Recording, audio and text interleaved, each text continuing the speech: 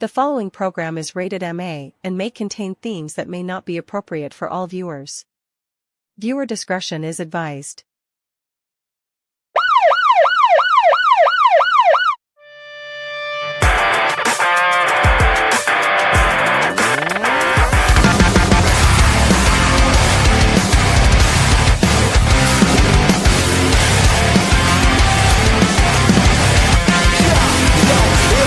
On the block, hip-hop trendsetters, the school of hard knocks and that attitude era. Yeah, I just wanted to be one of the best, holding the mic as I'm yelling out D-Generation X. I will remember it. I'll never forget it. We've come a pretty long way. There's so much I can say. It's never really gone away.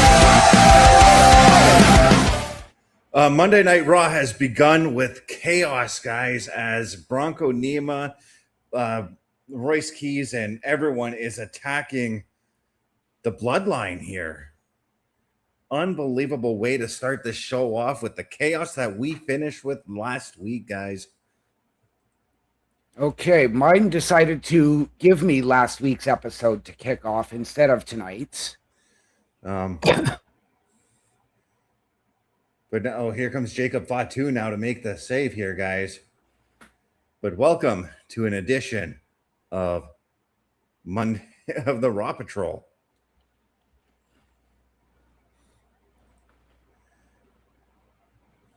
One minute 46. Let me know when you've got there.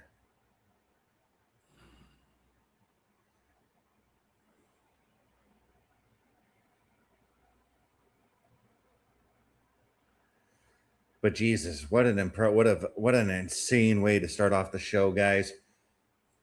We got Joe Tessitore and Wade Barrett at ringside. I almost called Joe Tessitore Mauro Ranallo because he kind of looked like him in that shot. I can understand that. But the Usos have been taken down. Adam Pearce is there. Jacob Fatu's trying to investigate the situation. Yes. And on a night when Roman Reigns is slated to once again come back because to find out who his number one contender is.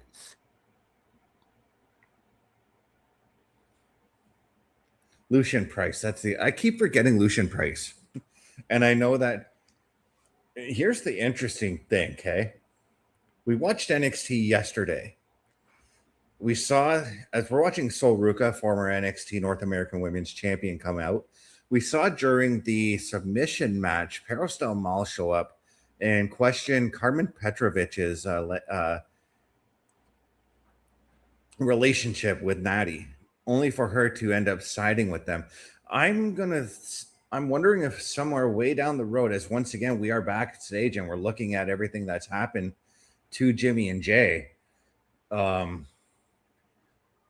I'm wondering if, say 2-3 months down the road, do we see Perros Del Mal trying to do that with Bronco Nima and Lucian Price as well?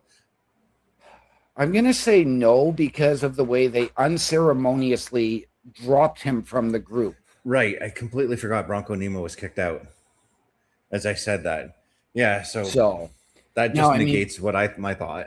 As we talked about, with OTM making their debuts last week here on the main roster, and we've seen the blurred out faces of Jimmy and Jay Uso to not show the grotesque injuries.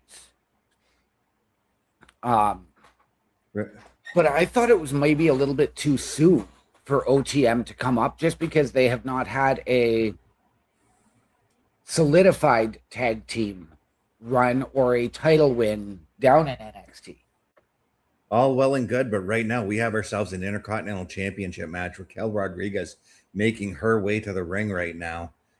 And she may be sending the other girls to the back as, again, that investigation and look at everything that's going on has happened. Is still being there. This is a little bit of a throwback to the Raw of old, the Attitude Era style Raws where we'd see an insane start to the show and we'd be like, well, look, we got to get to this next match, you know? Yeah. Well, and as we are looking, we saw Raquel Rodriguez come to the ring alone. I asked this question last night, are we going to see that interference from the Judgment Day? Or is this another victory that Raquel needs on her own? Because we know that Stephanie Vicaire and Becky Lynch will be waiting. Did you really have to ask that question? The Judgment Day interfere in every one of their situations. I know. But yes, I had to ask.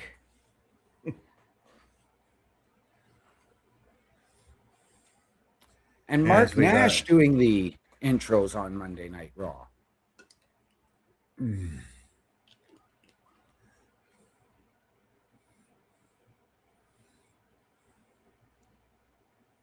we know that Lyra Valkyria is going to have her eyes on this match as she tried to ask Soul for another match last week,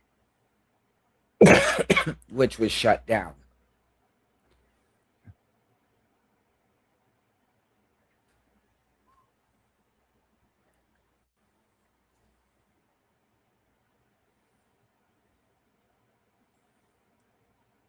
Yeah. But what a way to start off the show as far as matches go. A championship match to get us off the... Oh, never mind. Jacob Fatu. Okay.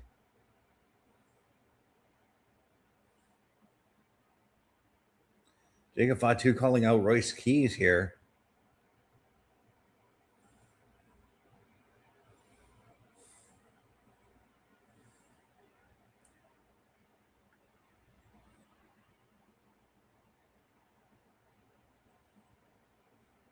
Now, what if this is the War Games match? The Bloodline taking on Royce Keys and his crew.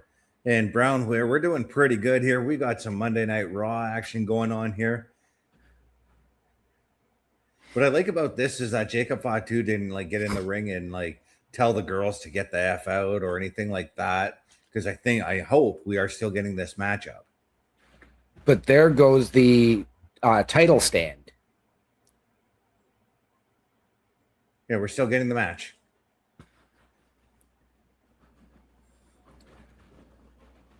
I think this is definitely going to play a huge factor. But now we have to wonder what is going to happen when Roman Reigns arrives to the arena later on tonight. I don't know, but right now we got Raquel Rodriguez just beating the snot out of Sol Ruca with them reverse elbows again. Yes.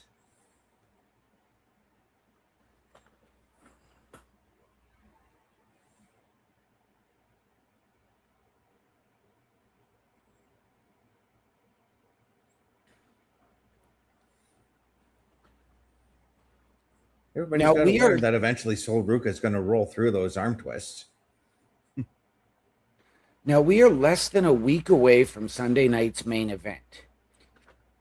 Could we see, if Lyra gets involved, do we see this becoming a triple threat for that night? I don't know. I couldn't tell you.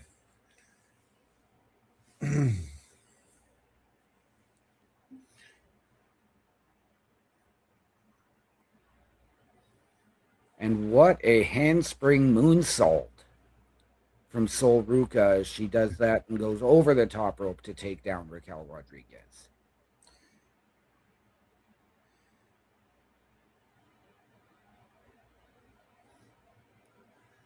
Yeah. But the strength of Raquel still coming into play here and just doing everything she can to beat Sol Ruca once again.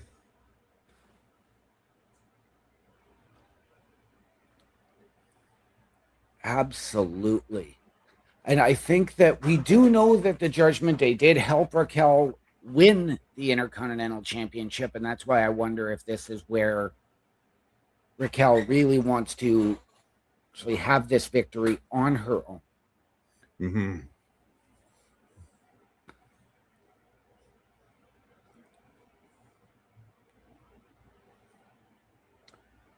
Or does Sol win it and thus create further tension within the Judgment Day because she's let Liv down and said, you know, you couldn't even hold on to the title. I think they're gonna keep them together. I honestly do think that Raquel is going to retain in this matchup.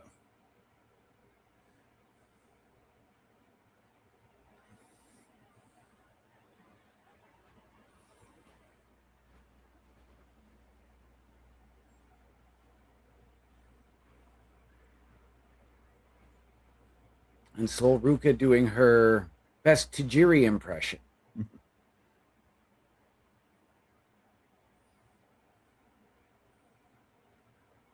Nice roll through the as Raquel avoided that moonsault. But Sol did not avoid that crossbody from Raquel on the outside. Back in the ring we are right now as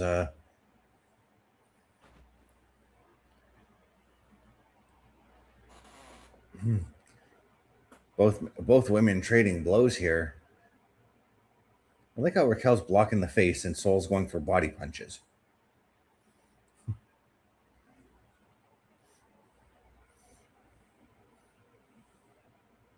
But Raquel with that stiff forearm. Sol countering right back with one of her own.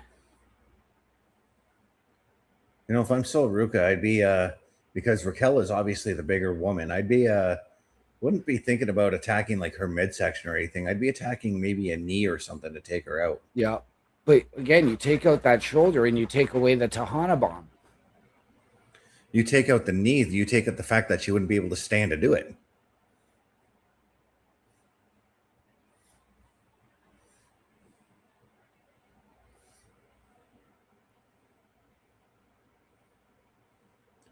And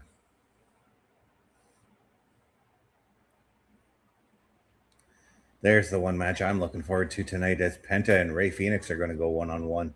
Yeah, I have a feeling that match is going to blow the roof off of the arena here in Cleveland, Ohio.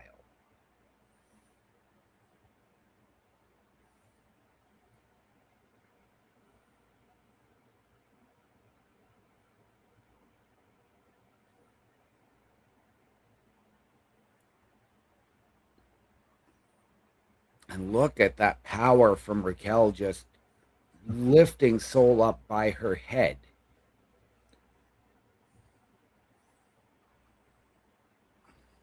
But Sol with that rather interesting counter. It was a sunset flip to the outside. I meant the counter over the top rope as she was going back in.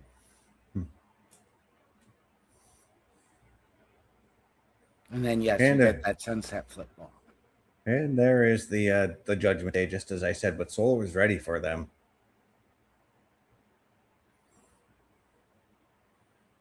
I'm going to call that a corkscrew acai moonsault.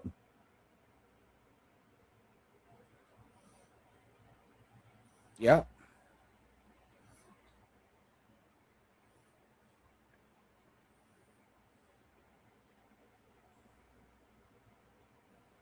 Oh, and there's Lyra. And there's the Tejana bomb. And there's the win.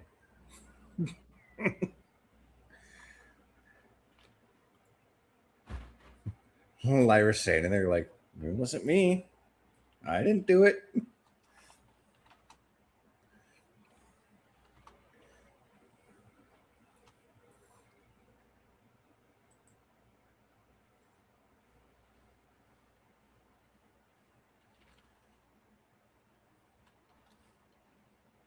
Kind of an uneventful finish in that matchup, though. Yeah. But it did further along the stories that we are seeing here. And I got to wonder if at what point do we see Bayley somehow get involved in this situation? I asked that exact question last night. Would Bayley get involved if Lyra did? And we didn't see, I mean, I'm surprised because I was fully expecting to see Stephanie Vaquer and Becky Lynch come out and get involved in this match as well.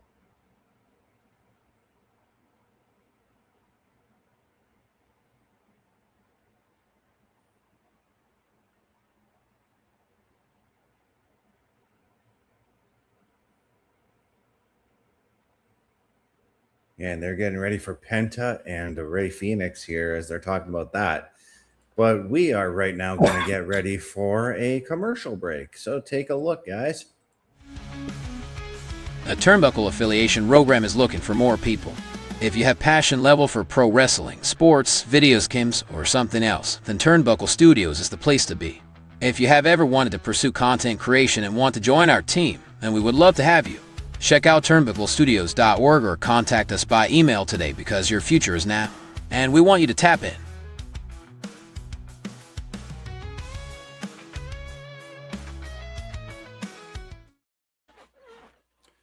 Ladies and gentlemen, turnbucklestudios.org is your home for the Turnbuckle affiliation program. Please check the graphic above. And if you have ever wanted your break in podcasting, content creation, or to help us out behind the scenes, hit the join button. Tell us how you can help us, how we can help you. We will sit down as a collective and find the right fit. You do have to send us your creds via email, but we will sit down and find that fit. All of that and more, turnbucklestudios.org. I kind of like that we're seeing this history of both Penta and Rey, both as singles and as tag team wrestlers, through their time in AAA, through their time in various other promotions, with the exception of a certain elite promotion. Yes.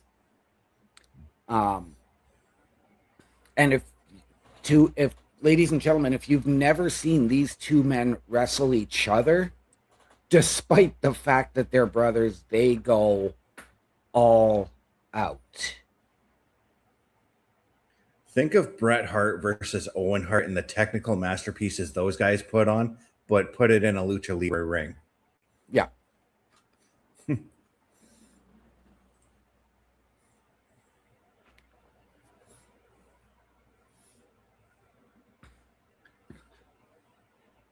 Now, we have yet to see Roman Reigns arrive at the building, but we do know he was slated to return tonight for this match. Do we get him to come out and stare down whomever it may be that he is facing in Mexico City in 2 weeks? I just kind of think that we're going to go to a backstage shot of him watching on a screen somewhere. I'd rather have him at ringside, and because I don't want him standing at the 3/4 stance and watching the TV. Yeah. Because I will say this, and I will say this again. Sometimes just putting a couch and building like a small living room for the wrestler to sit in to watch the match looks more natural than standing there and looking at the screen.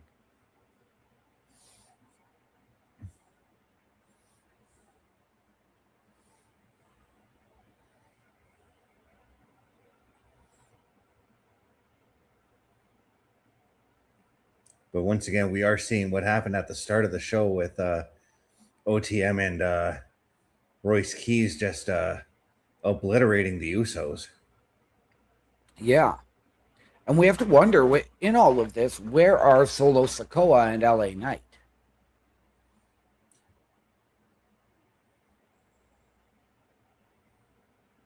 Well, we saw the OTM. Well, we saw OTM and them drive off because, we saw Jacob coming in with a lead pipe. But did we really see them leave the building? Right.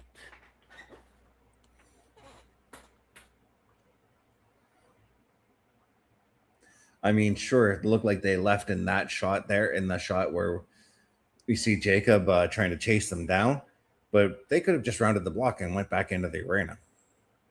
Absolutely, they could have. And now we do see Chad Gable, who is getting ready to make his way to the ring. And all they're saying is that he's just going to join us. But for what reason? That's the question. Why is our Intercontinental Champion coming out? Very, very good question. Is he coming to, well, if he's coming to join them, we have to assume that he's going to join on commentary. So does whatever this next match may be, does it have Intercontinental Championship implications?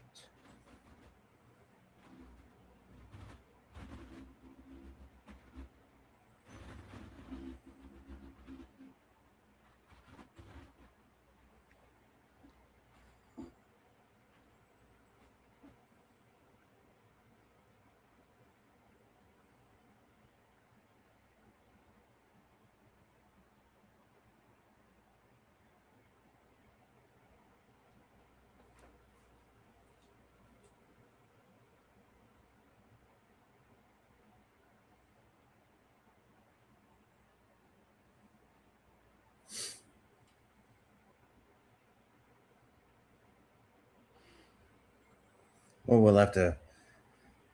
He's in the ring right now, so. Yes, he is. He's got the microphone. Let's see what he has to say.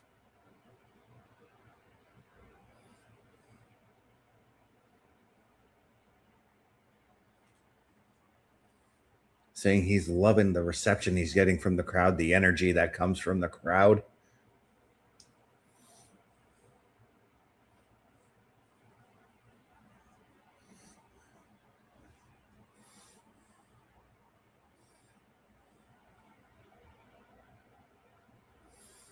Giving a huge thank you to the Cleveland audience for the reception he got.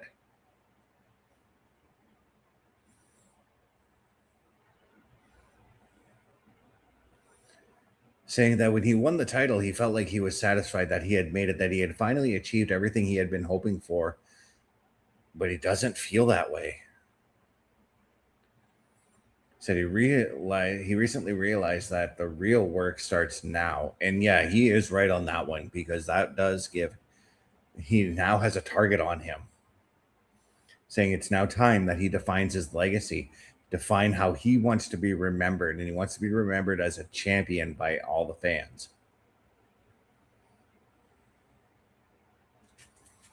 Saying he started carving that legacy 2 weeks ago when he took on one of the greatest luchadors of all time. And we got Bobby Stats coming in saying, hello, how is it going, Bobby? Glad to have you here. We are looking at Chad Gable and cutting a promo here and talking about that awesome match he had against Rey and some of the luchadors he's had matches against.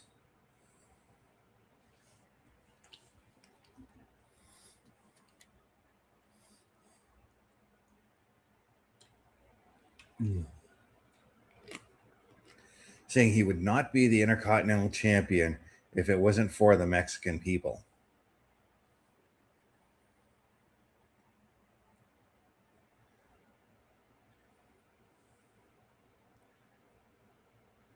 He said he didn't want to find his way down to Mexico if he didn't want to find a way to repay them. And then now he's talking about how Monday Night Raw is returning to Mexico for the first time in 15 years in just a couple of weeks there.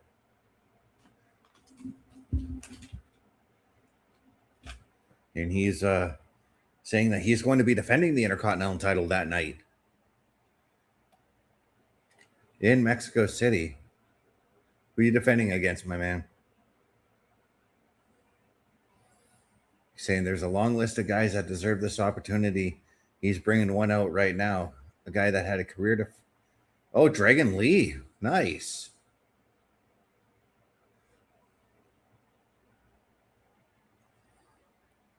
Dragon Lee and Chad Gable for the Intercontinental title. That's going to be an awesome matchup. Yes, it will. And I cannot wait to see this match.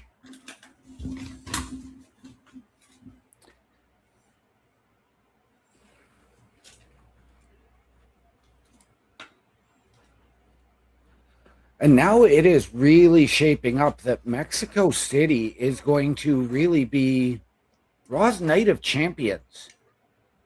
As we know that Stephanie Vaquer will challenge Liv Morgan. Roman Reigns will defend the World Heavyweight, the World Heavyweight Championship, and now this match.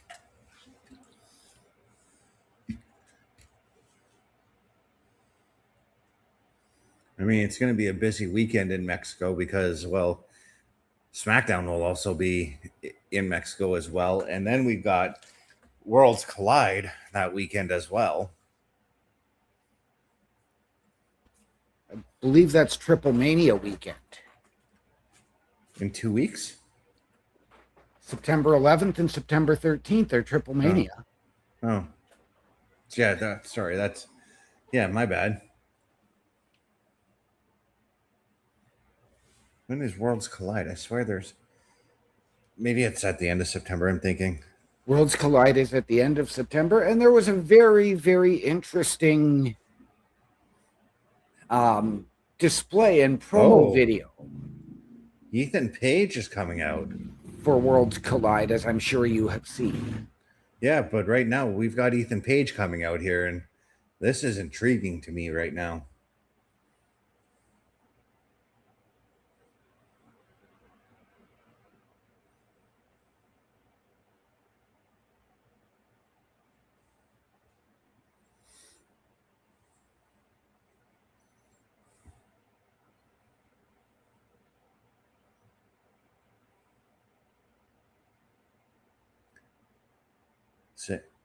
Saying week in, week out, Chad Gable's been kind of ducking him, and I really have not seen that as the case.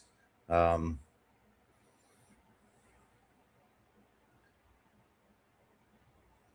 he's got a list of guys and saying that, or Chad Gable saying there's a list of guys that are challenging him. He is on that list, and he's going to get his chance. He's on the list, and he's right under the Honky Tonk Man.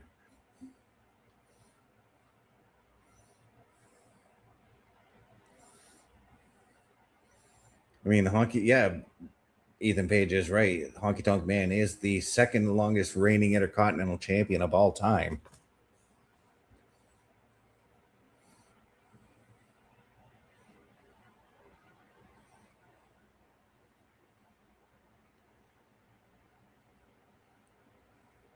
I wonder if this is going to lead to a Chad Gable versus Dragon Lee matchup.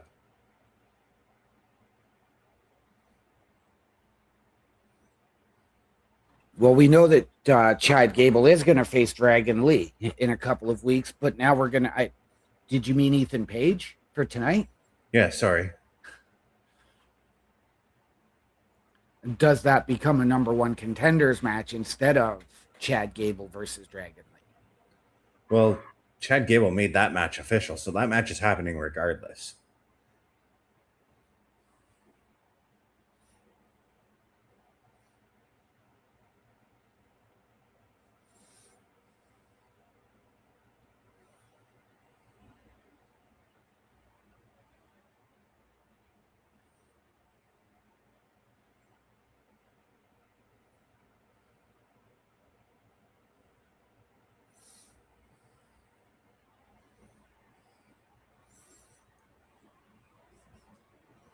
Yeah.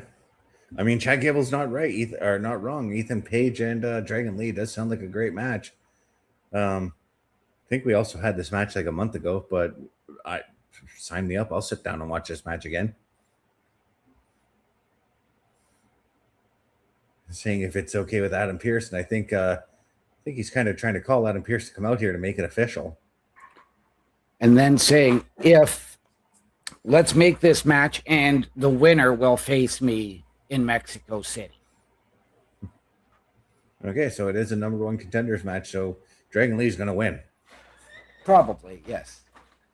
And good evening, Bobby. I do apologize for having been so quiet. I know that you're here. Great to have you here as always. And it would be nice to see those tag team titles defended in AAA as well. And again, we appreciate you enjoying our show, and we appreciate you being here.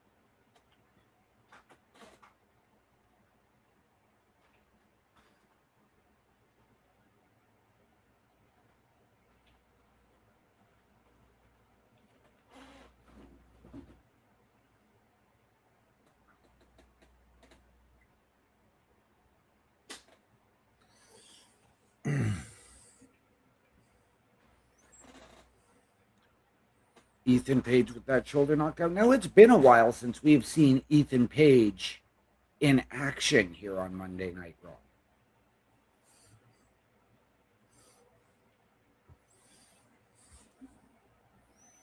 But I like that Ethan Page, like, despite his absence, he still knows what his goal is.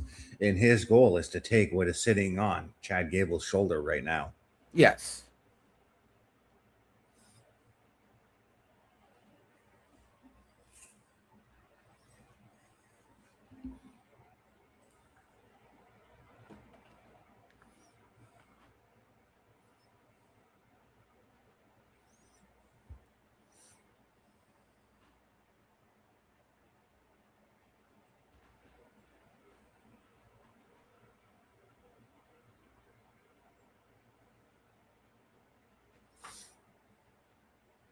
But Jesus, Ethan Page is just taking it to Dragon Lee right now. And I understand why. I mean, like, we've seen these number one contender matches recently. We've seen them feel like they're just as important as the championship match itself.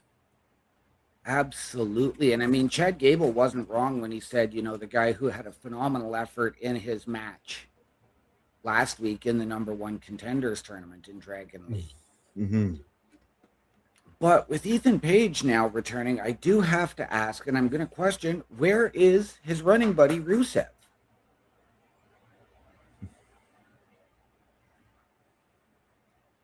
Well, if Ethan Page ends up getting this match, perhaps Rusev comes out to try and cost Chad Gable the match. But again, I don't see Ethan winning this one. Right.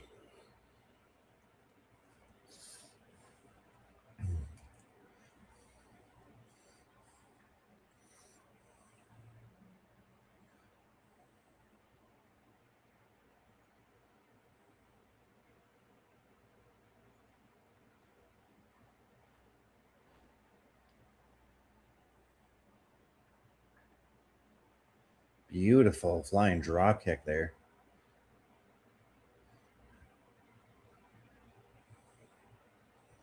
Well, I think Dragon's going to take to the air to the outside. Yes, he is. I think Dragon Lee's dive like that, much like, is probably the most crisp out of everybody we see do that in the WWE.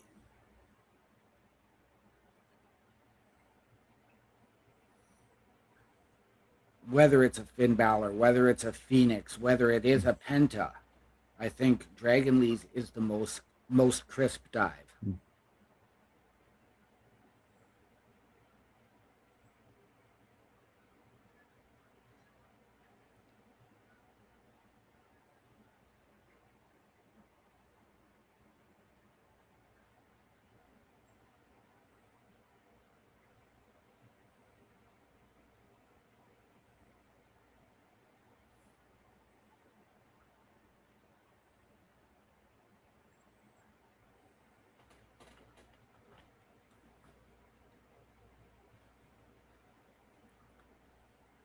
And Ethan Page with what appeared to be a brutal backbreaker on the outside. Yeah, Ethan is just he's just pulling out all the stops here to try and do whatever it is he can to to defeat Dragon Lee here.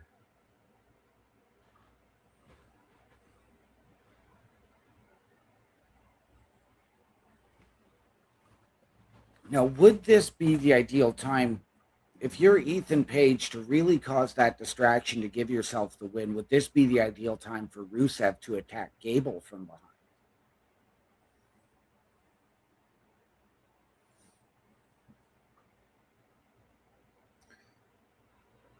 Dragon Lee tried to go for the inside cradle there. I don't know, because I would have to say that Ethan Page could screw himself out of a title shot, because if Gable gets attacked by Rusev, then Gable's going to want to beat up Rusev.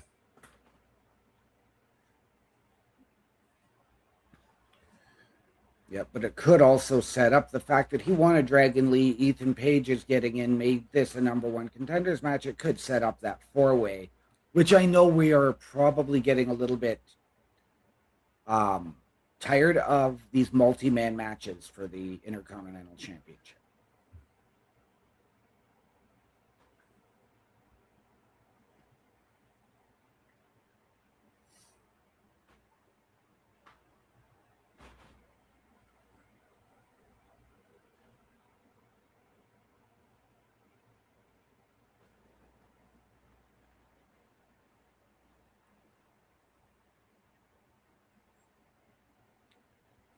And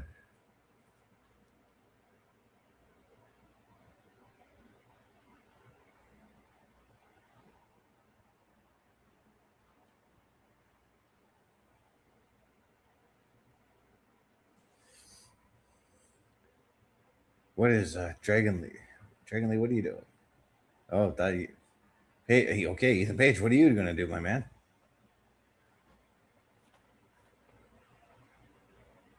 What a knee strike from Dragon Lee.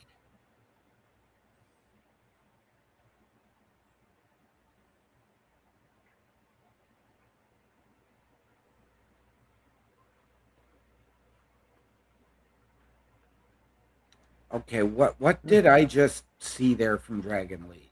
Well, you saw Ethan Page clean the table.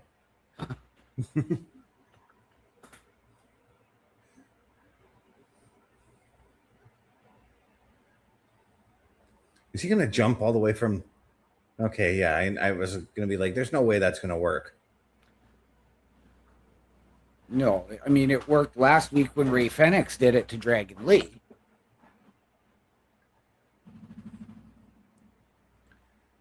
Well, that's one way to take Chad Gable out, even though he's not doing anything, Ethan. Right? This, if you lose, this is why, because you allowed yourself to be distracted by Chad Gable.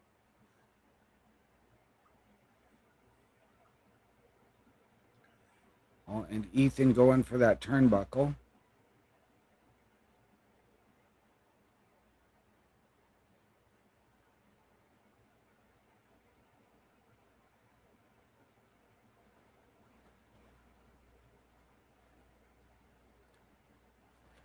Look at that. Referee Yes. saw that the padding was off. He knows Dragon Lee would not have done that. Referee was not going to allow for that pinfall to happen, even though, and I know Jimmy Corderas is probably going to complain about this, or not complain, but give his ref and rant on this. The referee still should have counted the 3. He should have. He absolutely should have, because it happened when he didn't see it, so he doesn't know who actually did it. Yeah. And it was both the ref caught it and Chad Gable pointing it out to him. But Dragon Lee does take the win because Ethan Page allowed himself to get distracted by Chad Gable. He tried to set it up so that he could be distracted by Chad Gable to ultimately distract the referee, but... And both men pointing at each other, a sign of respect and acknowledgement for the Intercontinental Championship match here in 2 weeks.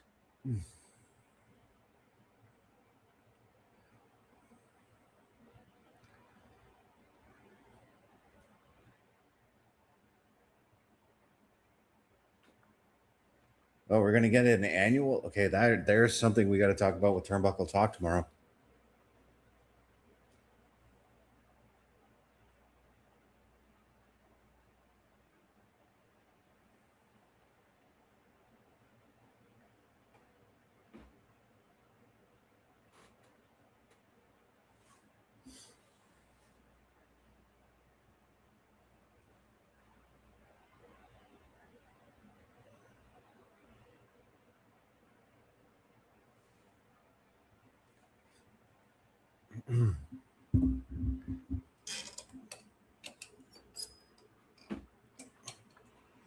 Well,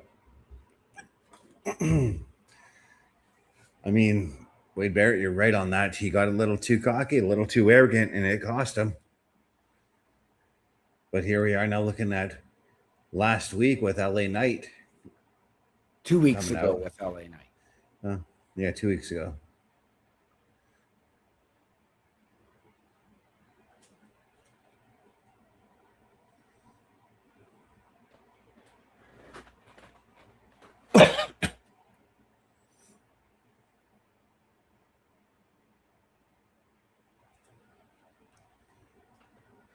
When Solo Sokoa turned on him, solidified that he's not joining the bloodline. Yeah. And there is our tribal chief. I keep looking for vehicles.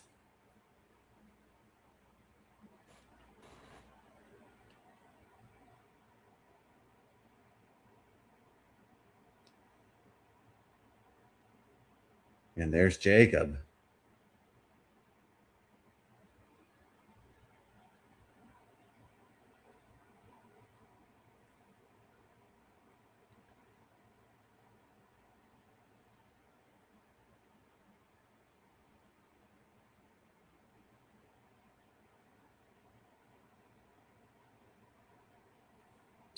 I mean, Jacob is spreading the truth here a little bit.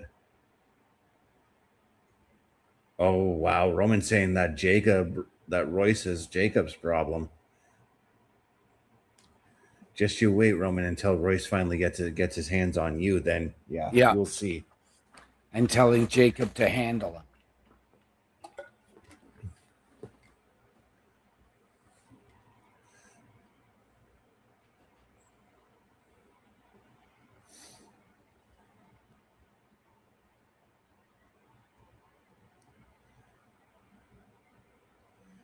But Roman Reigns is making his way out to the ring right now. And as Roman takes 6,000 years to get to the ring, we're going to go to a commercial break here. The Turnbuckle Studios store is open for you 24 hours a day, 7 days a week. Get the merch and represent the best from the shows you watch on a weekly basis. Multiple styles to choose from with over 10 products available. Don't get left out and pick up all your favorites today. Find us at turnbucklestudios.org. Once again, ladies and gentlemen, turnbucklestudios.org is your home for the Turnbuckle Affiliation Program. Again, please check the program or the banner above. And we implore you to check out our shop. It is powered by redbubble.com and is 100% safe and secure. Support your favorite shows and your favorite podcasters. Wear what we wear. All of the proceeds come back into our studios to bring you a better experience. And when you make that purchase, shout us out, let us know, tag us, send us a picture, and we will shout you out live on air during one or more of our regular weekly programs. All of that and more, turnbucklestudios.org. Of course, that is all with your permission.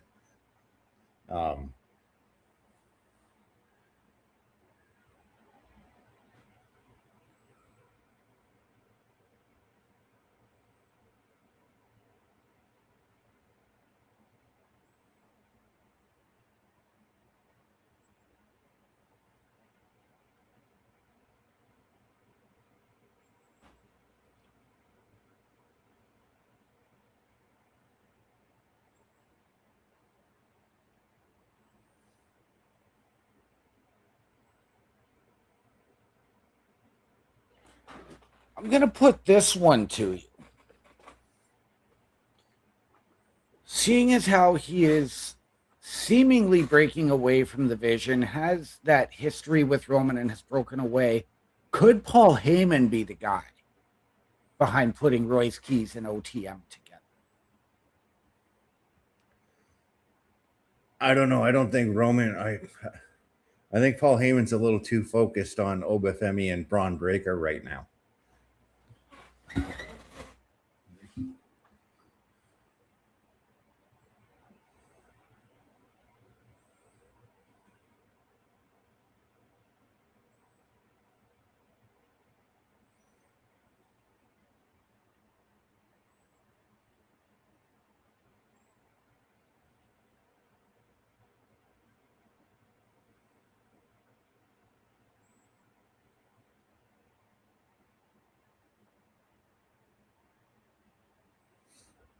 Bobby Stats saying he's enjoying the Raw Patrol. Bobby Stats, we are enjoying having you here.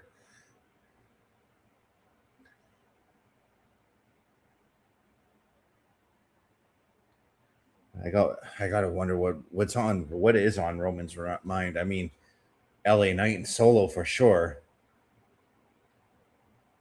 But again, he's choosing to ignore Royce Keys, and I don't think that's a good move. At this point in the game, it's not, but I think this one here is he's got to address what's going on with Solo and LA Knight as well. That's what I just said.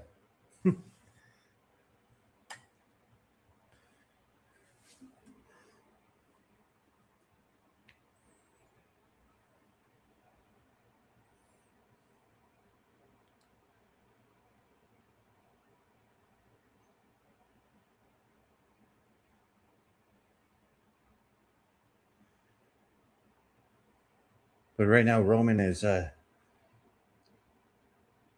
saying everybody wants what he has, and that's true. I've said this time and time again. When you're a champion, you are the number one contender, or you are the number one target. And of course, he's talking about the upcoming Penta and Rey Fenix matchup as well.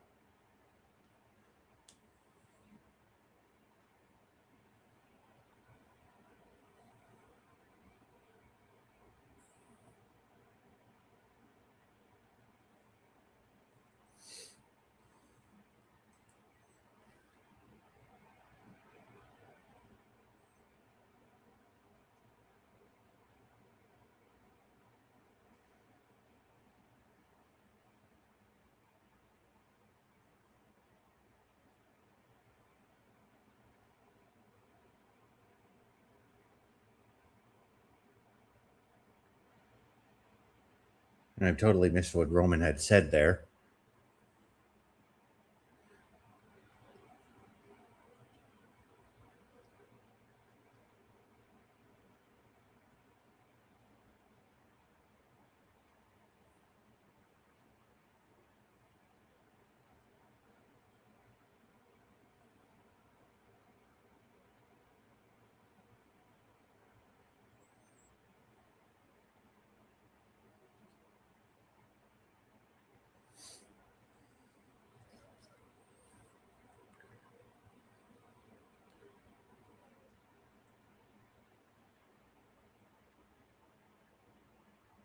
Talking about Solo and how LA Knight reminds him of The Rock, but he's not family. And of course, here comes LA Knight right now. As soon as Roman said, but let's talk about him.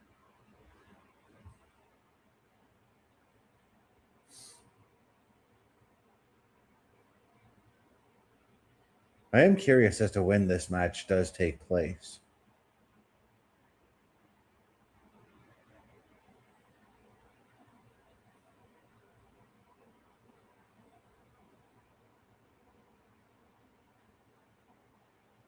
Have to think that this is a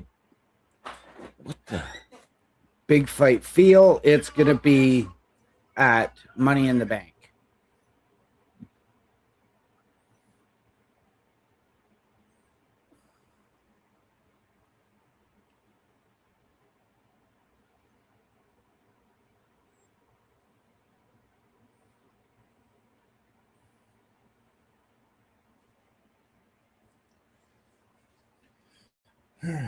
Saying LA Knight saying he's got so much going on.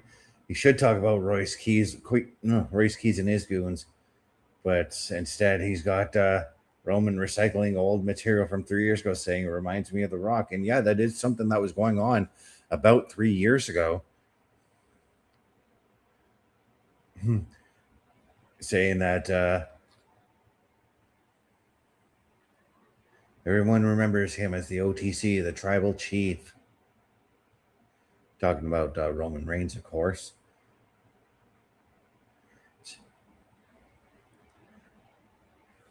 Saying he's looking at Roman Reigns doing things the wrong way, and all he's done is put his family in danger. You put tournaments that he can't enter, putting his family between between LA Knight and Roman to get that shot, saying that didn't understand that the OTC stands for one tremendous coward. Wow. So he understands why Roman would be scared. The last time they were in the ring, last time they were in the ring, Roman did get dropped on his head by LA Knight.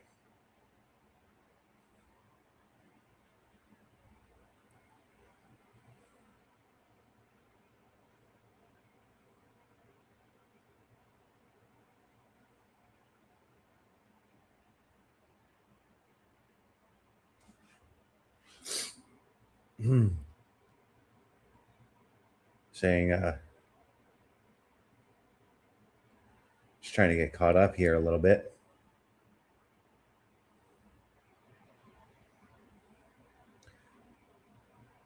Oh.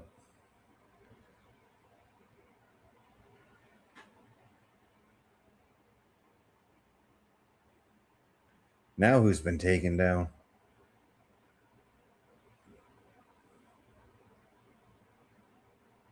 Oh, Solo's been taken down. But was it at the hands of Jacob?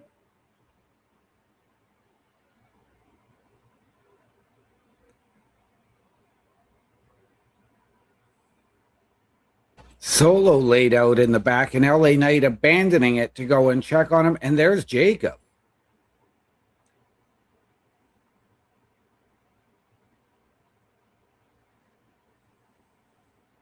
Oh, and Roman attacking Jacob. Who's laid? I can't tell who's laid out with them.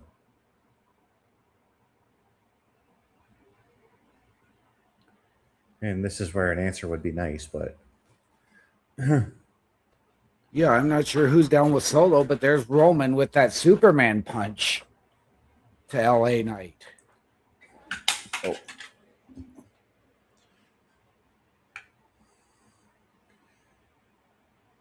Another vignette for Lola Vice.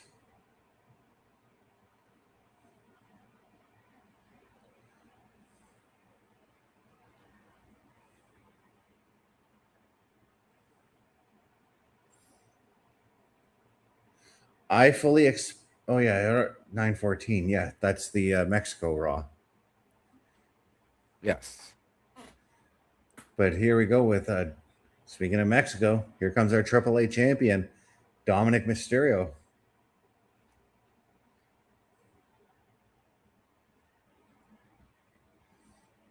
We know he had a pretty busy day yesterday, getting the contract signed for his matchup against El Grande Americano at Triple Mania. Yes.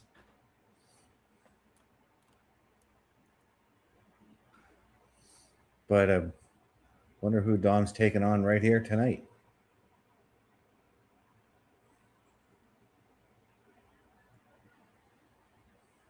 I wonder if this is going to be a tag team match, because both he and JD are dressed for competition. Yeah, but the announcer said accompanied by.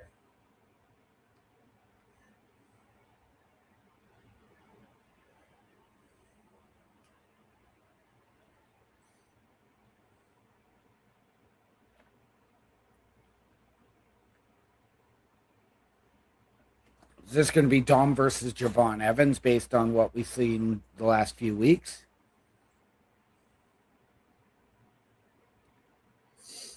Yep. And I gotta wonder. I have to wonder, does Cash show up in this? You'd have to think he does.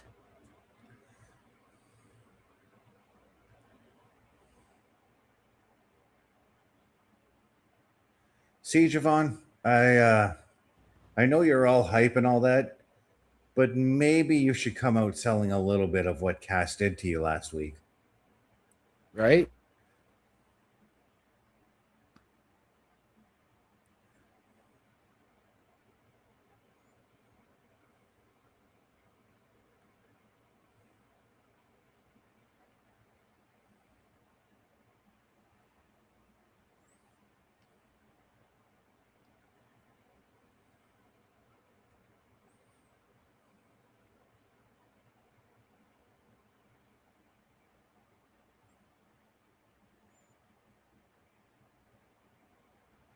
And maybe sell a little bit of the post beat down too. Right?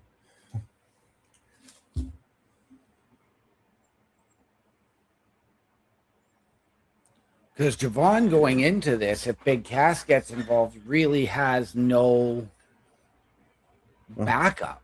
Well, Dom's not waiting for the bell to ring.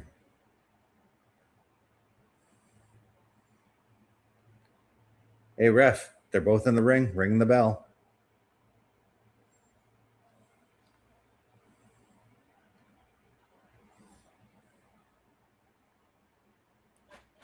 Ref doing what he had to do, though. Check on Javon first, make sure he was still good to go. Please, Javon was good to go. He got up on his feet. He was good.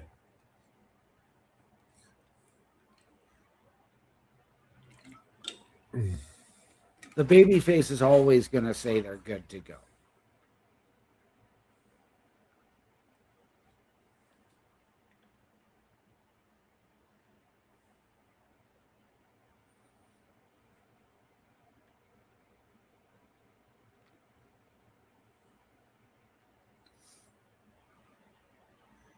And that was just enough of a distraction by JD for Dom to get the upper advantage here. Yep. I like how JD looked like he was about to go under the ring, but then the referee looked over at him. He's like, oh, I'm just fixing the apron.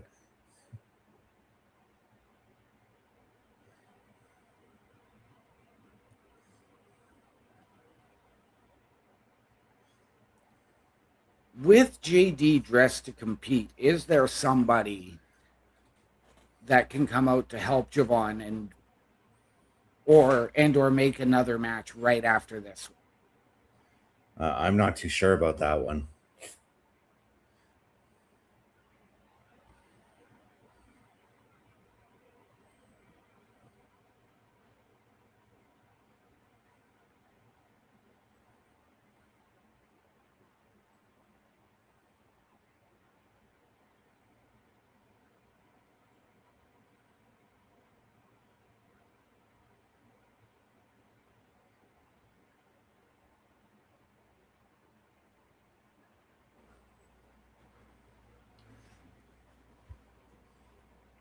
That's what you got to do, Don. Keep on him.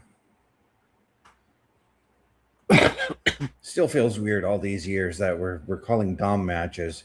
Right?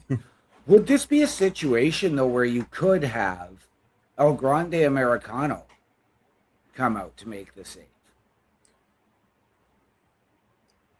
I'm going to say maybe, but I don't want to. It's possible, but I know that the main roster and AAA are keeping their things separate for the time being. And I say for the time being because Worlds Collide is going to feature Raw, SmackDown, NXT, and AAA all being involved. Yeah.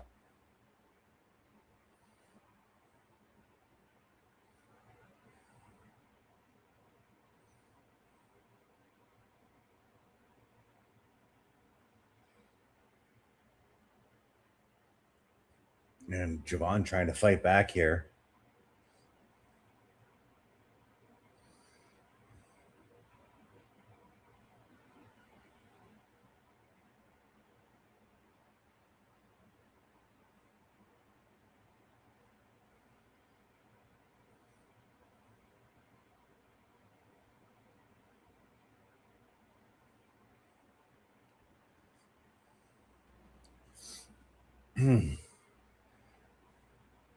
Just keep looking around ringside or somewhere in the crowd or even down that aisle for somebody like Cass. And if I'm going to go with Cass actually showing up after the match. Yeah, that's what I was going to say.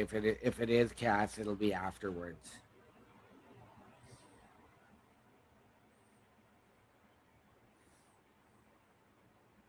And Javon with a stiff shot to JD, who completely did not deserve it, and then clotheslining Dom into the timekeeper's area. He tripped up Javon. He deserved it. JD did no such thing. He tried to get involved twice. JD is still my pick to win this match, even though he's not involved.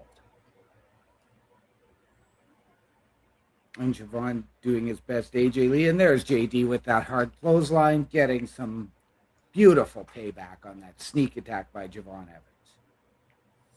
And the match is ended on disqualification because of JD. Yes.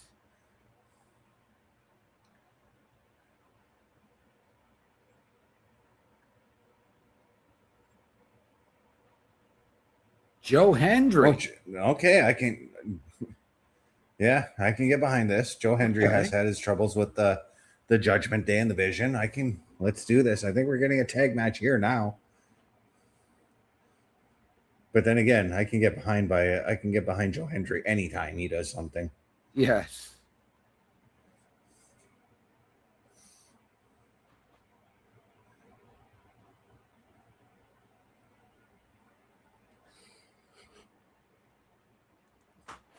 Here comes Adam Pearce. Yeah. He's going to make this into a tag team match, player.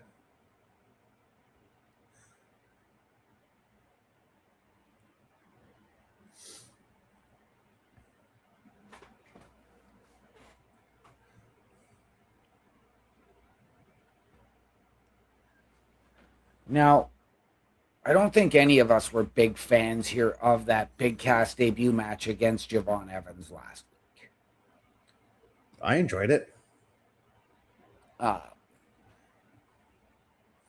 I've said that I think that he deserved maybe a bigger opponent instead of somebody, again, trying to really punch above his weight. Would Joe Hendry fit that model to be the first true rival for a Big Cass? Nope, Javon Evans makes total sense.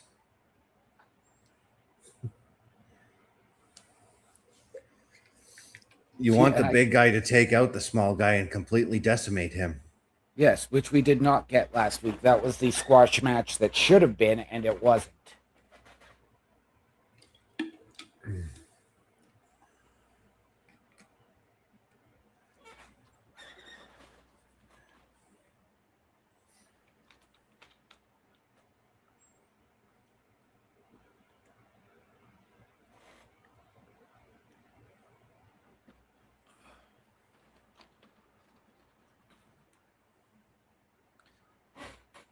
Joe Hendry with that beautiful standing vertical suplex. The only other man that can do the vertical suplex perfectly, or stalling suplex, as it's actually called, the British Bulldog. Oh, see, and I'm going to give some credit and some love to Bobby Lashley on his as well.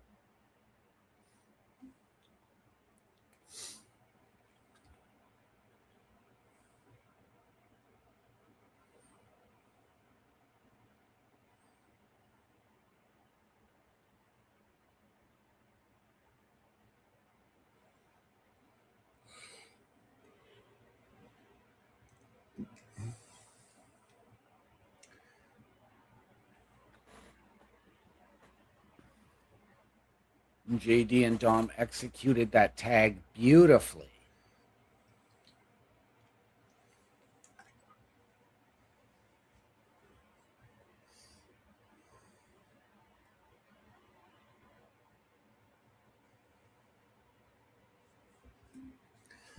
Man.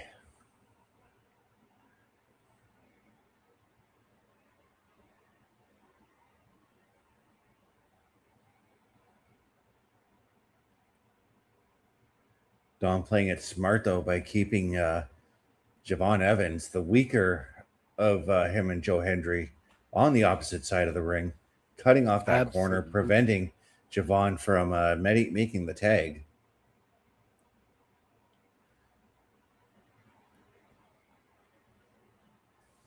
But I still think that this was an unfair tag match because JD had exerted more energy in the previous match after being unceremoniously attacked by Javon Evans, leaving Joe Hendry as the freshest man in this match.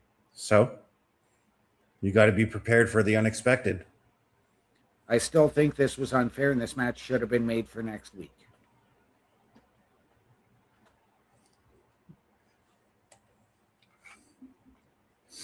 Well, you know the saying, card subject to change. Yep.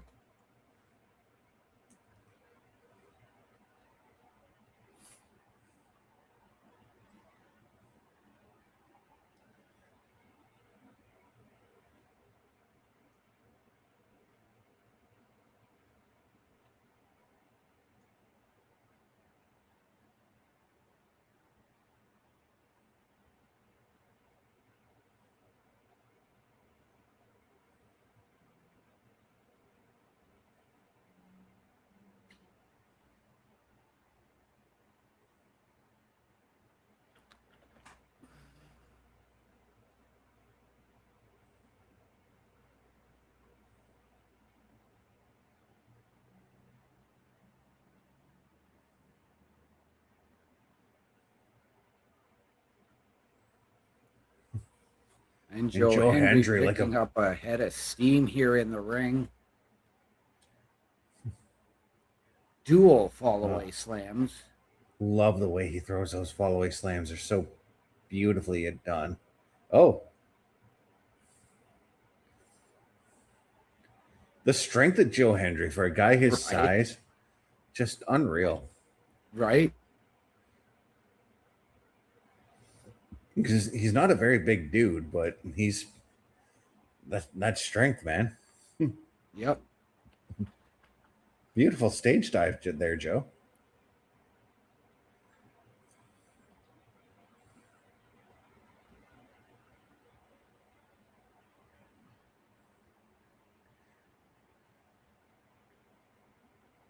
And a beautiful discus clothesline from hell there from Joe Hendry.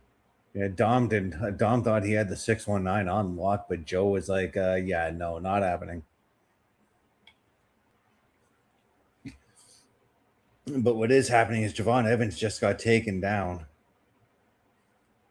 think Joe Hendry just, dang, that headbutt of JD.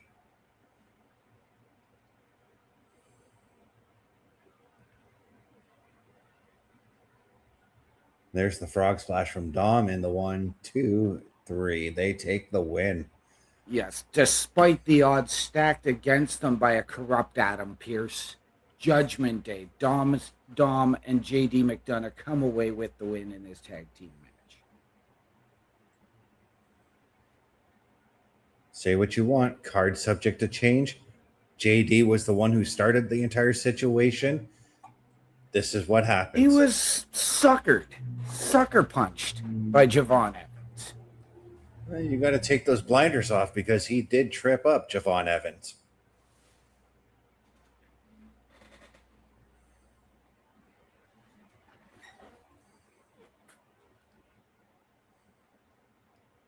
And we're looking at last Monday when Becky Lynch showed up to get everybody out of the way for Stephanie Becker's match against,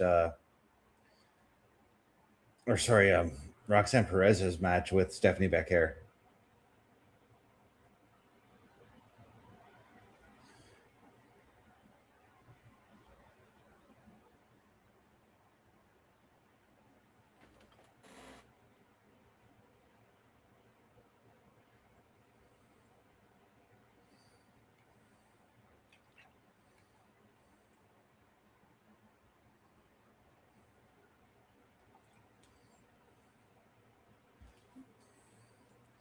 But this is a match that I can't wait to see when this happens. This is a main event. If you put it on any card, really, this is a main event match or a main attraction matchup at least.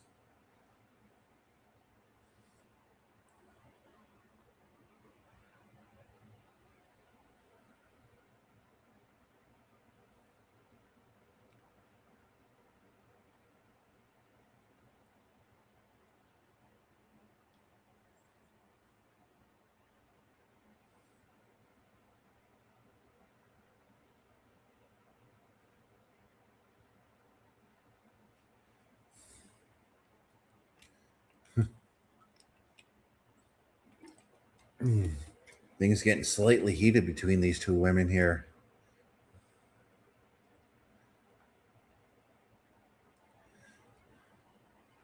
I think we're going to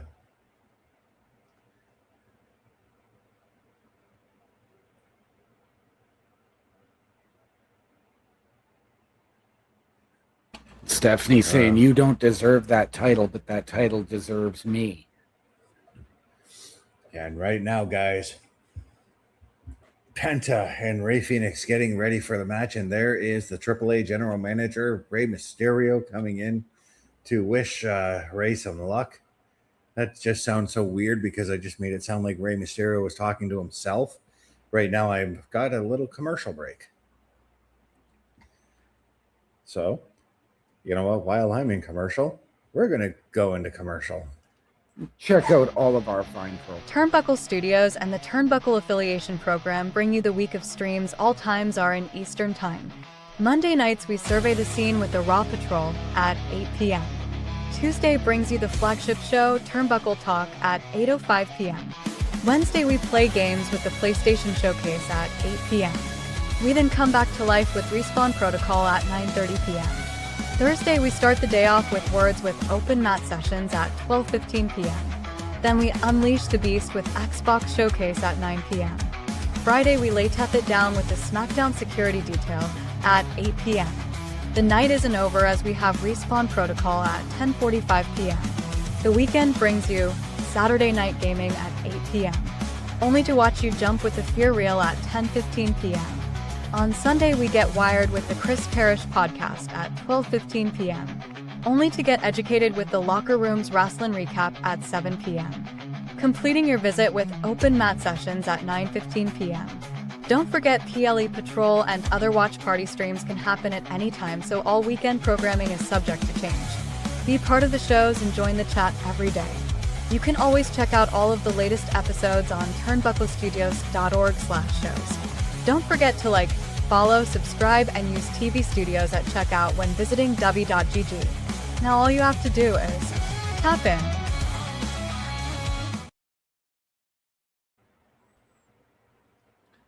Once again, ladies and gentlemen, please check the banner above, but turnbucklestudios.org is your home for the Turnbuckle Affiliation Program. And as you just saw, there is something for you each and every night of the week, including a whole host of new programs. And you can find those under the shows section, but we want you to meet the team behind those shows. Mr. Best, myself, Bubba Duke, Logan Thompson, Chris Parrish, and the Godfather himself, Carl Carafel. Hit our individual links under the host sections to get our socials and watch our latest weekly live episodic programs. All of that and more, turnbucklestudios.org. And we have ourselves a tag team partner as well at w.gg, guys. We encourage you guys to head on over there to purchase some delicious drinks. And while you're there, use that promo code TB Studios to save yourself 10% off of everything within the store at w.gg.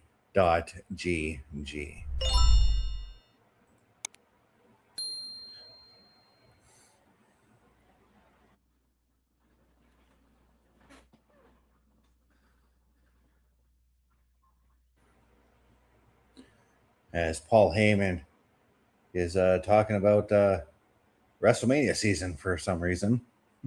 Totally didn't catch anything he had said there. I haven't heard anything in this interview. Saying he respects Obafemi, though, and that he knows that's not a popular thing for him to say in the circles that he runs, but he does. He says he's witnessed Obafemi, what Obafemi did to Brock Lesnar up close, and I mean, he did kind of murder Brock Lesnar. Yes. Saying he's one of the hardest workers, knowing that he's one of those dudes that stays at the gym all day and all night, basically, I'm going to say.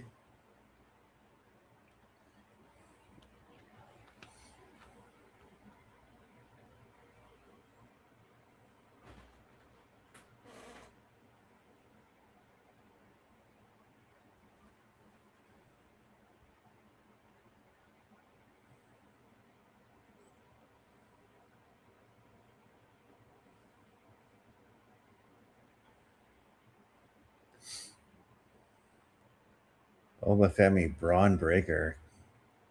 I expect total destruction in this matchup too. Even though it is going to be a straightforward matchup, there's still going to be some destruction here. Oh, absolutely.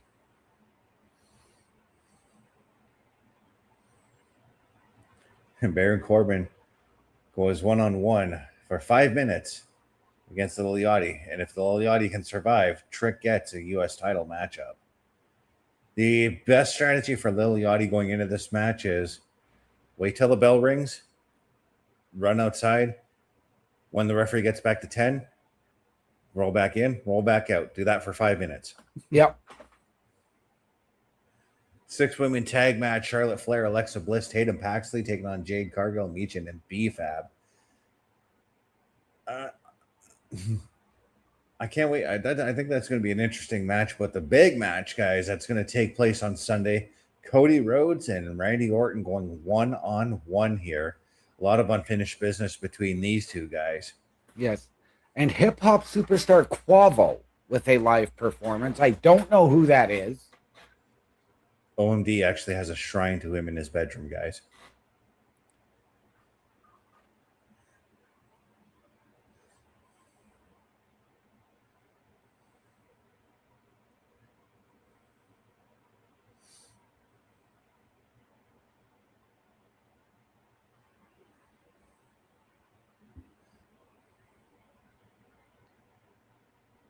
But now the Judgment Day ladies are hanging out. And, you know, this is something I've been wondering for the last couple of weeks. I'm like, we haven't seen all of the Judgment Day together in a long time.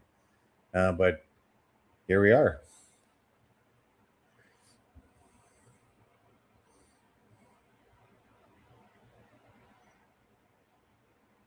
And so it's next week that Stephanie Becker is getting her title match.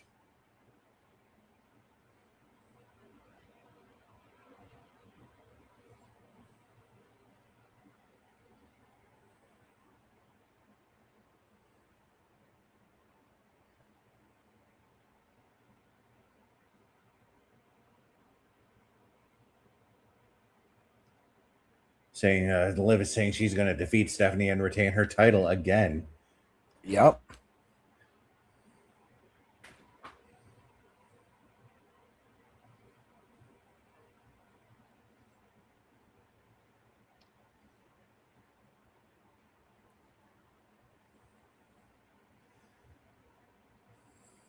I get a feeling all that celebration is going to come crashing down on Liv next week. Yep.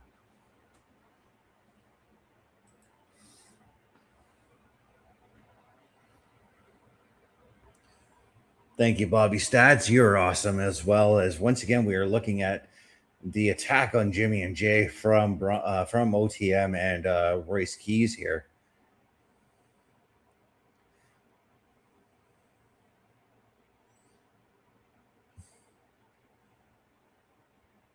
You know, I kind of like this Royce Keys, this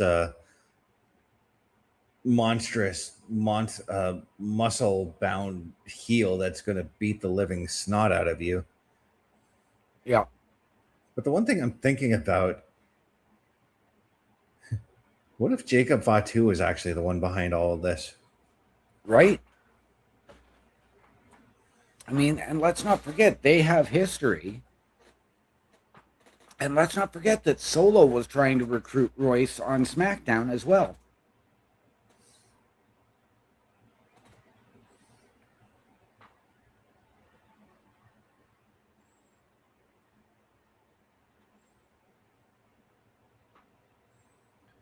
We'll have to wait and see how everything pans out.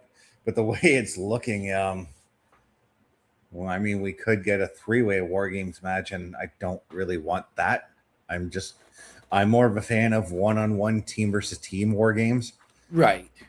Well, and I mean, but and I was just reading this, there was only ever been one other 3-team War Games match in WWE history, and that was in NXT.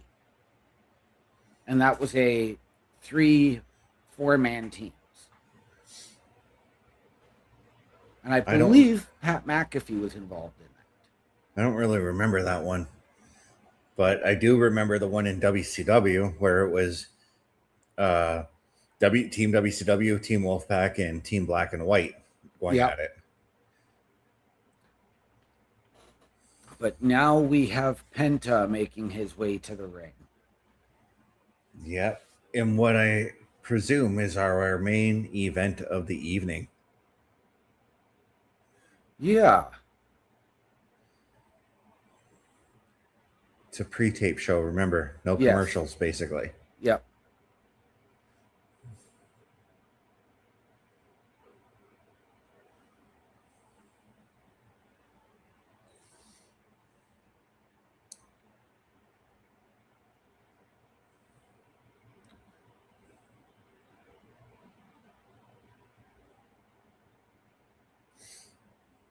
As we get the graphic saying Stephanie Becker and Liv Morgan, Women's World Champion, we know that that is set for next week.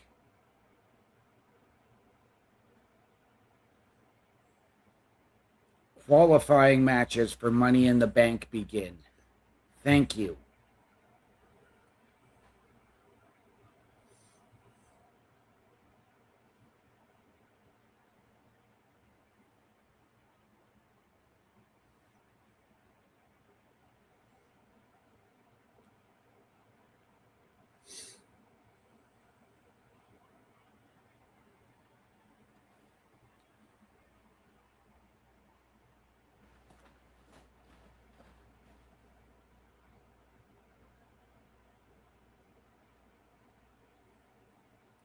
Yeah, next week's Raw takes place from Amanda Marshall's favorite hometown. It's not her hometown, but it's her favorite place to sing about, Birmingham, Alabama. Yep. For those who don't know, Amanda Marshall was a female rock singer from the 90s who had a popular song called Birmingham. Yes.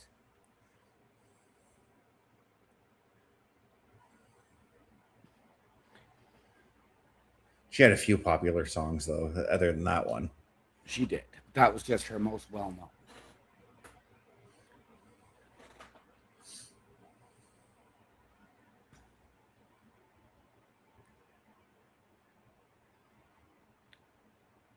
But I can't wait for this matchup. Right? I need Rey Fenix to just run to the ring and the referee to ring the bell to let these two go. Now, I know I asked last week, do we see the Usos get involved in this to potentially make sure there is no contender for Roman Reigns? Now, I know that with what happened earlier, that's out of the question. But do we see maybe Royce Keys and OTM take out both of these guys again to really make that statement? Because they laid waste to the Usos, LA Knight, and Solo last week. Same thing tonight. Now 2 more unsuspecting individuals.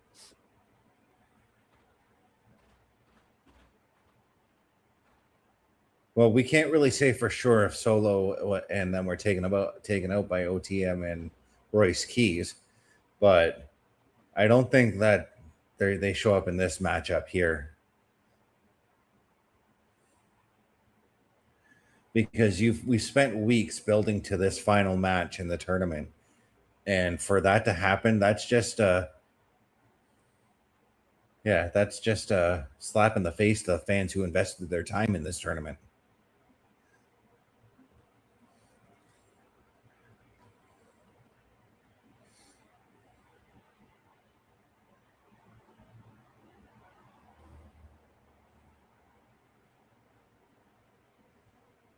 And look at these two go.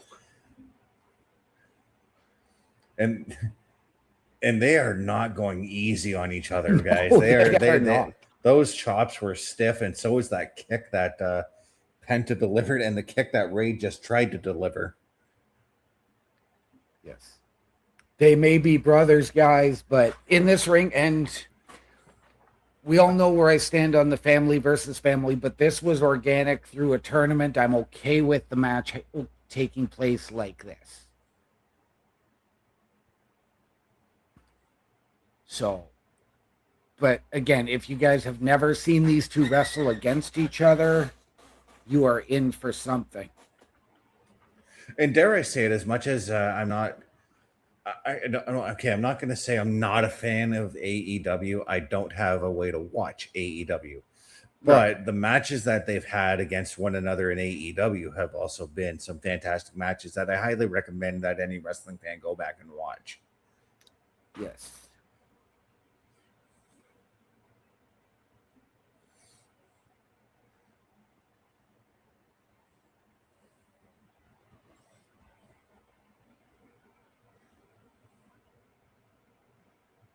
What a dive from Penta there. Right?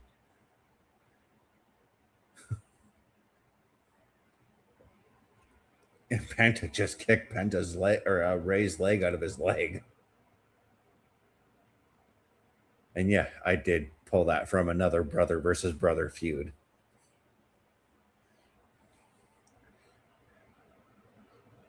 Although this isn't a feud. But I will say, I still will say this, that every time there is a major brother versus brother feud or some sort of family feud, I always go back to Brett and Owen and compare that, because to me, Brett and Owen is the cornerstone of what a sibling feud should be. It's the benchmark, absolutely. Yeah.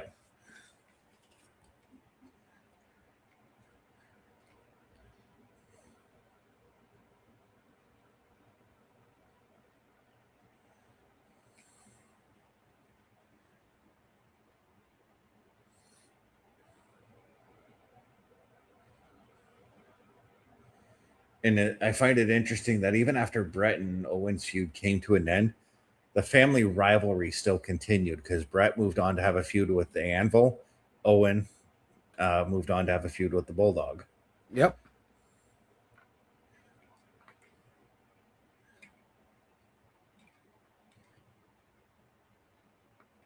We got to see some of that feud. It was awesome. Yes, we did.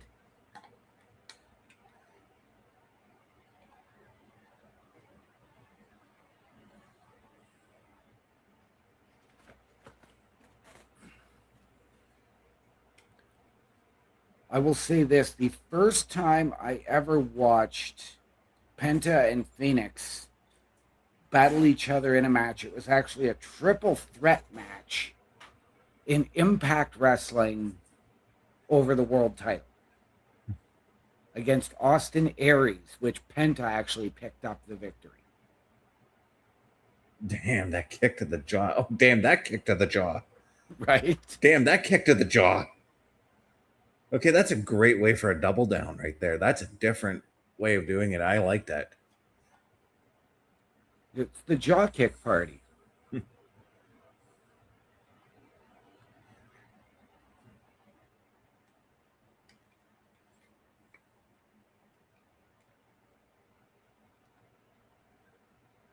You know that at the end of this match, though, both brothers are going to come out just hugging each other. Oh, yeah. And Ray's going to be like, go get him, Penta. Because I think Penta takes the win here. I do too. But I would like to see Phoenix be that guy. But Phoenix already has the AAA Cruiserweight title. And we know his matchup at Triple Mania now a fatal four-way for that title. Yeah, with Nathan Frazier, Jack Cartwheel, and no, not Axiom. El Hijo del Dr. Wagner, I believe. I gotta look that up. Yeah. But this match is just fantastic, guys. Penta goes for the pin there.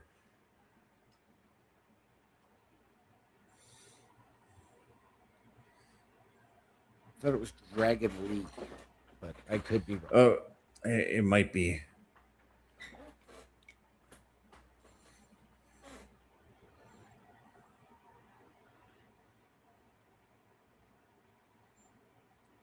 Oh, no, sorry. It was Mini Vikingo. Yes. But yeah, Nathan Frazier, Bobby, I did say Nathan Frazier, Jack Cartwheel, Mini Vikingo, Rey Fenix. I can already tell you that, because that's going to take place on night 2. With the exception of the Dominic El Grande Americano match, that is going to be the match of the night. And I'm in commercial break. Okay, I will.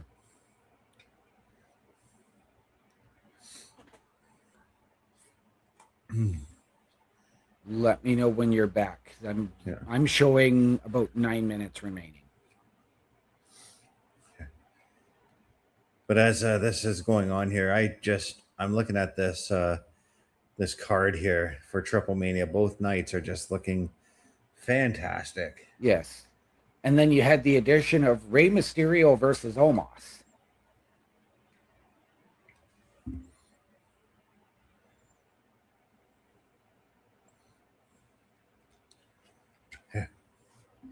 But back to this matchup here, as we're talking Lucha Libre.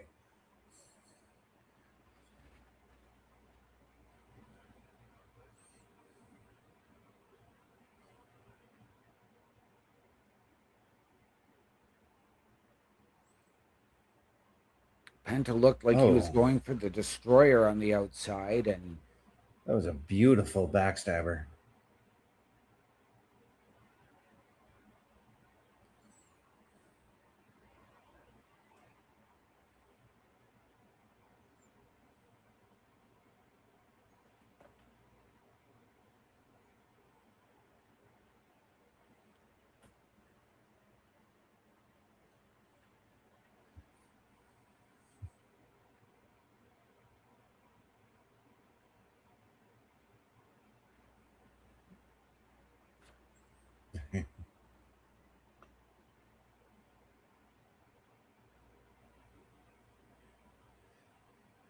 Penta, or geez, that was a close pinfall by Rey there.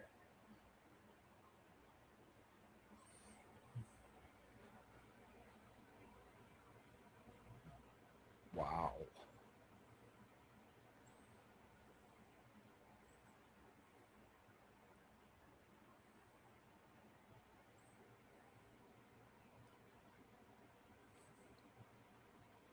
Oh, and right back to them yes kicks.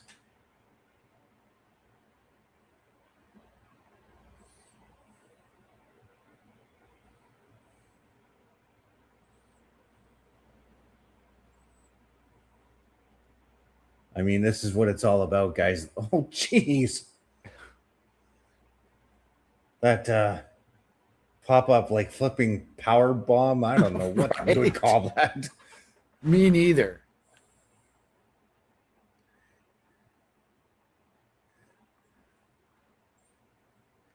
Whenever I see moves like that, I think of that scene in the movie Beyond the Mat where they were watching. You see McMahon, JR, and Jim Cornette watching or critiquing a match on just before Raw goes live. Yeah. And one of the wrestlers, Mike Modest was his name. He hits a Celtic cross on his opponent, and or not the Celtic cross, the white noise. I mean, Okay. And you see Jim Cornette go, geez, what was that? Because at that time, like a maneuver like that was very seldom used. Yeah. And both men are on top of the rope. And anytime I see two luchadors get up top, I'm like, what are we going to see here? A super Mexican destroyer? Nope. Even Penta was shocked at that. Right? I mean, Penta, dude, you've wrestled the Mexican Muscle Buster.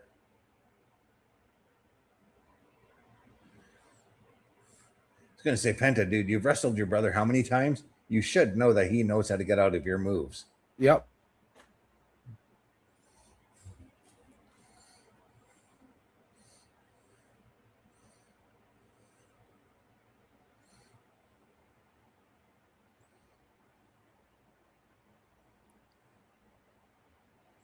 Okay.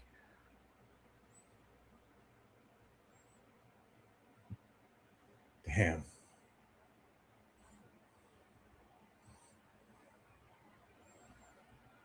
As Penta now just steps to the outside there. Oh, somebody's going through a table.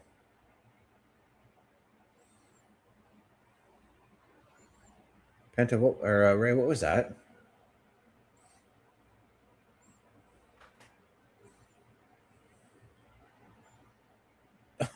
Oh, damn. Right. The Penta driver through the table. But I gotta, like, I'm trying to move past what Rey tried to do to get the advantage there. It looked like he missed an uppercut or something. Yeah.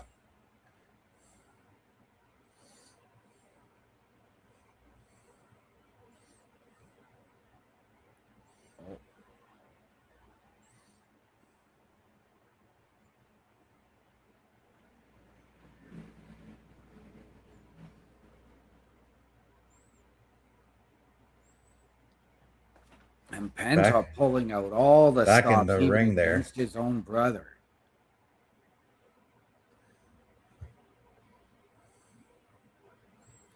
Again, as I was saying before, that flipping power bomb thing. I mean,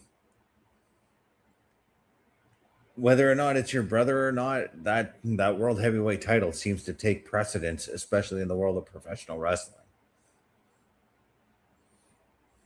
Oh,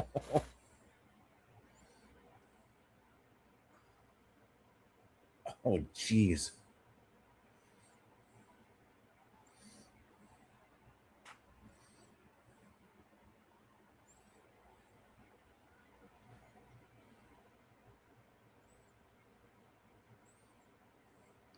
Phoenix saying, come here, come on, hit me. Yeah.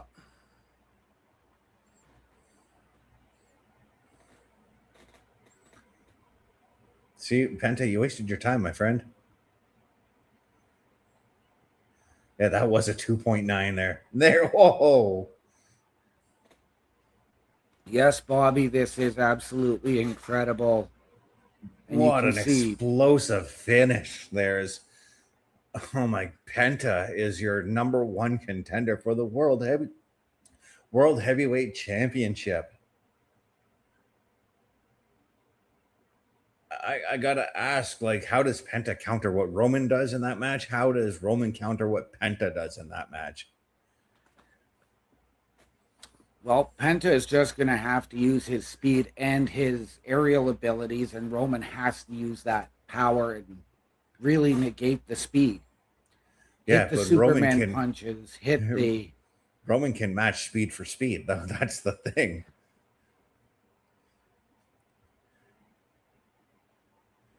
And there is the sign of love and respect between these two men.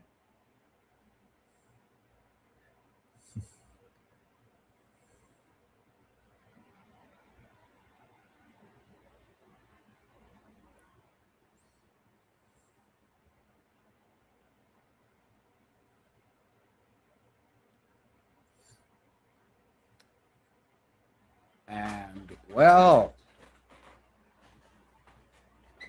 this is interesting. To quote the immortal Jim Ross, business just picked up.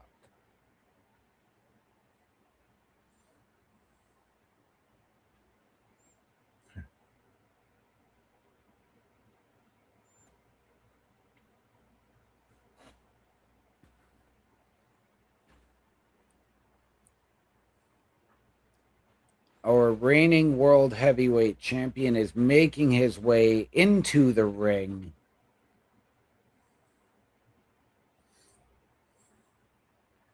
Yeah.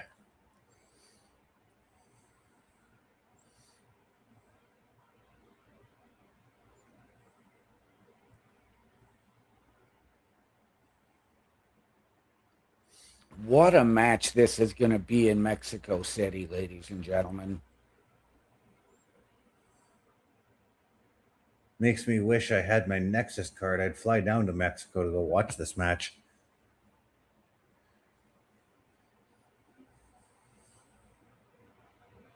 Penta does the Cero Miedo, and Roman puts the one to the sky.